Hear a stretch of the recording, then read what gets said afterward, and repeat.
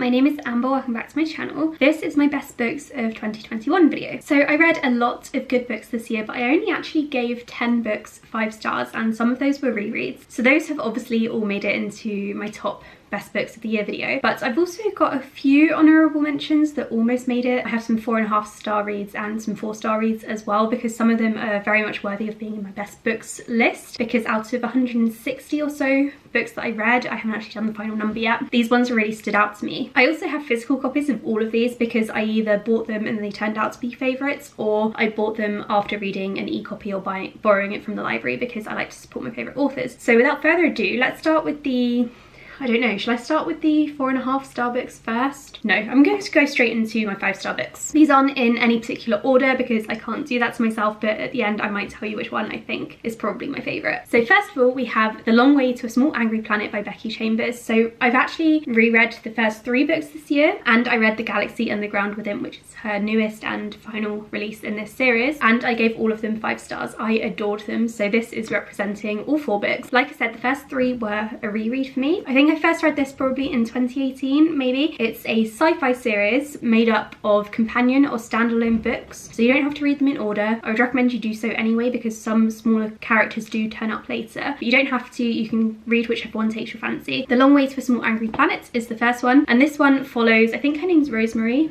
Yeah, Rosemary, as she joins a spaceship crew rather, and they're a tunnelling crew, so they create holes in the fabric of space to create tunnels to allow for faster travel. But in order to do so, they have to travel the entire way first, which is why it's a long way to a planet. And the planet is small and angry. So this isn't massively plot driven. What it instead focuses on is the characters, and this is probably one of the slowest or slower character-driven books that I had read in a while when I first picked this up, and upon rereading it I obviously knew what to expect, but I think this is what sparked my love of character-driven stories, because before reading this I was probably more into plot-driven stories, and I definitely would have said that, but now that I've read this I would definitely say that the characters are most important to me. Everyone on this crew is absolutely lovely. I love reading about all the different characters in turn. We get to see all of their backgrounds, their backstories, kind of what makes them tick, and I think Becky Chambers does a fantastic job of including real life, our world issues, and making them also kind of alien or relevant to aliens. I love this series so much. If you're not really into sci-fi, I would recommend picking this up anyway because of the character relationships. A Closed and Common Orbit is also fantastic. That one follows one of the characters from this one as their life sort of takes a turn, and it alternates between past and present. Record of a Spaceborne Few is the 3rd one. That one focuses on the humans and what's happened to humans in this universe because it's quite complicated. That's probably my favourite one in the series because it was really nice for me to see how humans, or where humans ended up, and see them interacting with everyone and see what they built for themselves in a time of crisis. And then there's The Galaxy and the Ground Within, which is probably my least favourite in the series, but I still gave it 5 stars, so it's still fantastic. This one follows aliens entirely, so there are no human characters, which is very rare, I think, for me to read about. It was very interesting not to have any human characters at all, and I think that really added to the alien feel to it because all of the different characters were so different to me, not even just down to background or anything, it was down to actual like species level. It was just a really interesting read. So yeah, I would highly recommend Becky Chambers books. I gave all of them 5 stars this year, and I'll probably reread them in the future. Next we have one that I have done a full review for because I loved it. That is Miracle Creek by Angie Kim. This one is a courtroom drama mystery kind of thing. So at the beginning of the book, in the first chapter, a doctor's oxygen tank, or oxygen chamber rather, explodes, and it kills a child and also a parent of a different child, and other characters who were in this oxygen chamber for treatment also get affected in different ways. And it is thought that the mother of the dead child caused the explosion. And so we're following all of these different characters who were around on that day, and we're trying to figure out who did it, who had motivation to do something like that, and what they were all up to, because they all had secrets. It was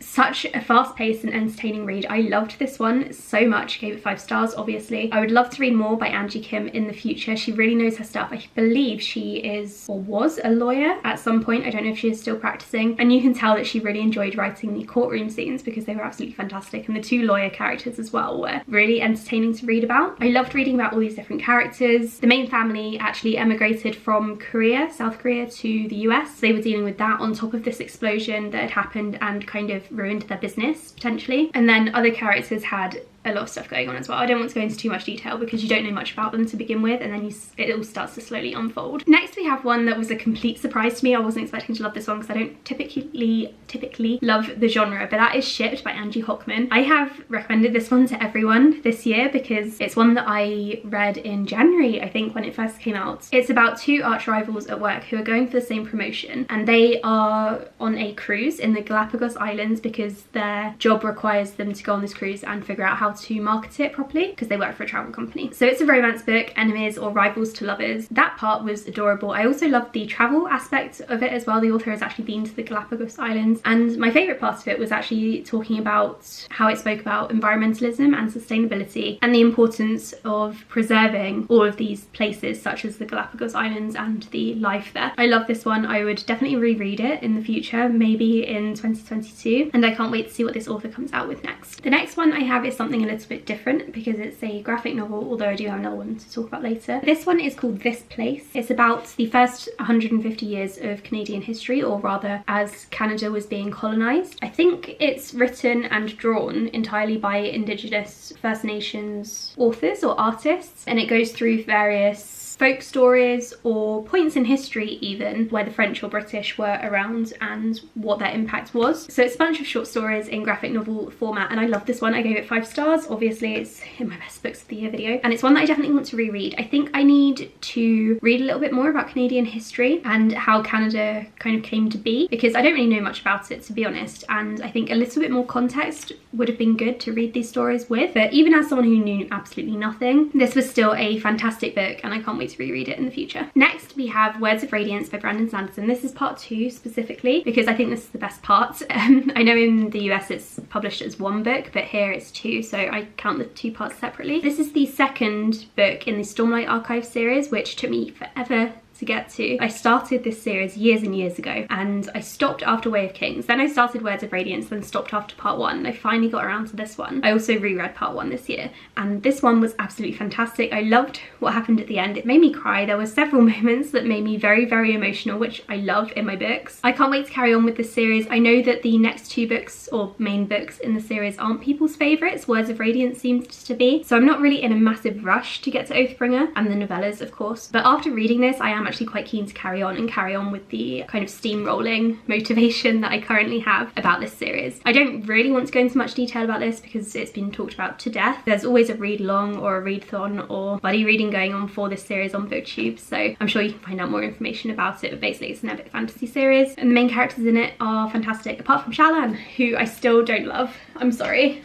Next we have another fantasy book, one of the few that I read this year, and that is Crown of Feathers. This one is about 2 sisters who want to be phoenix riders, and they find some phoenix eggs. One hatches and one sister bonds with the egg, or the baby phoenix, and then the other sister gets jealous and kills it. It sounds really dark, and it is. It's quite dark for a YA book, I think. I don't really read much YA fantasy anymore. I probably should because I really enjoyed this one. But yeah, the beginning was brutal, mostly because I got really sad about the phoenix dying, but then the character who bonded with the phoenix, she wanted to go and find the other phoenix riders and sort of help them and also bond with more phoenixes, I suppose. I made that sound like a really kind of negative, boring story, I think, but it was actually really, really good. It was really fast paced. I flew through it. Can't wait to read the sequel, although I'm a bit nervous that something terrible is going to happen, so I've been putting it off. It is a finished trilogy now, and I will be reading the other one, the second book, in 2022. I'm not sure if I'm going to finish off the trilogy though, because I'm terrible with series. My final 5-star book of the year, I believe, I told you there were only 10, I think, is My Dark Vanessa, and I think this one is actually my favourite book of the entire year, closely followed by Becky Chambers. But this one was absolutely fantastic. So it's a contemporary book. It's adult, very, very adult. It's about a character called Vanessa, and it starts when she is 14, and she joins a new school and she is groomed by her literature teacher. He is absolutely disgusting, and he continues grooming her over the years. And we flash forward sometimes to Vanessa's life as an adult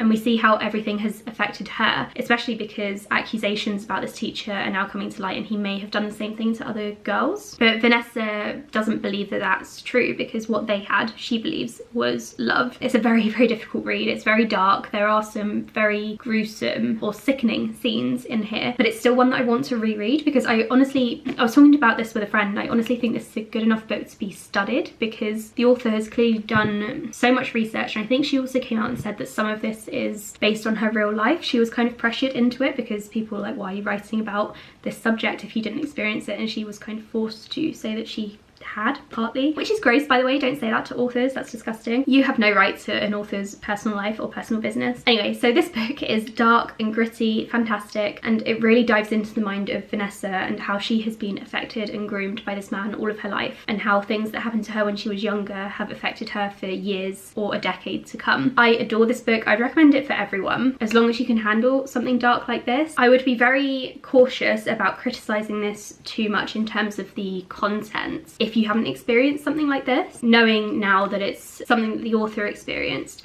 and also knowing that other people have definitely experienced something like this and are probably still dealing with stuff like this, if that makes sense. I've seen some reviews where men in particular have been quite irate about this book, and honestly it's angered me because I don't think those reviewers had any background in this kind of thing. They clearly hadn't experienced anything of the like, and they weren't relating to the main character, and so they were saying it's a really bad book. But I think with this kind of book you have to be really careful about how you criticize it. Of course you can say that it's badly written, pacing is terrible, or whatever you want to say, to talk about the experiences and to say that they're fake or over the top. I really don't think that's fair. But anyway, I gave this 5 stars. I loved it so much, and I do want to do a full review on it, but I'm a bit worried about the reaction that my review would get, so I don't know. Let me know if you want me to do a solo review of this book. And then we're on to 4.5 star reads. The first one is Omega and Alpha, which is the 6th book in the Lock and Key graphic novel series. That was a reread for me as well. I loved it. It's a horror series about some children whose father is killed, and there are like demons and stuff, and a really creepy antagonist who is probably the best villain I've ever read about. I love the series so much I like to reread it every few years, so I'd highly recommend checking this out if you like adult horror books, particularly graphic novels. Another one I wanted to mention, which I gave 4.5 stars, is Where the Rhythm Takes You. So this one is YA contemporary. It's set on Tobago, and the main character is currently dealing with the loss of her mother and also the loss of her best friend, who has joined a boy band and has now come back to the island to visit, but they've grown apart since then. I think she was quite upset that he left her kind of in her time of need, even though arguably he was following his dream. I love this one. It was very, very emotional, and also I love the setting. It's not a setting that I've read about before. I've never read anything set in Tobago or Trinidad either. I don't tend to love books about music or artists or dancers in general, actually, come to think of it, but this one wasn't too heavy-handed, which I really liked. The music played a huge part in this, but I enjoyed it still. It was very, very good, and I almost gave it 5 stars, but it's not quite an all-time favourite, and that's what my 5 stars are. And now we're on to my honourable mentions or 4-star reads, because there are a few that I did want to talk about because they surprised me and how much I loved them. I don't have physical copies of all of them because I either haven't bought them yet or I'm not going to, but I do have 2 here. The first one is Winter's Orbit, which I'll talk about more in my December wrap-up. This is a sci-fi book about 2 guys who are forced into a political marriage. One of the guys had a husband before who died, and now he has to marry again for this political arrangement that they have. So it's kind of about the guys getting to know each other, also trying to figure out what happens to the dead husband, because his death maybe not as clear-cut as it seemed initially. There is a very abusive relationship in this one. I won't say who it's between because it's kind of up in the air, but if you know the signs then you will probably pick up on it quite quickly, because I did, and that was quite difficult for me to read about, and I was also dreading finding out the truth throughout this book because I knew what was coming. So trigger warnings for that, but I think it was handled really, really well, and I loved this one. It was so, so good. It's, like I said, not an all-time favourite, which is why I didn't give it 5 stars. I might reread it in the future and then give it 5 stars then, but it was definitely worth keeping on my shelf because I did really, really enjoy it. It's sci-fi, but I would say it's kind of low-key sci-fi. It's more about the guys getting to know each other and figuring out this mystery plot rather than the science fiction side of things or the science side of things. Also, there's Black Sun by Rebecca Roanhorse. This one took me 3 tries to actually get into over the past couple of years, and it was so worth it. So this is an adult fantasy book. It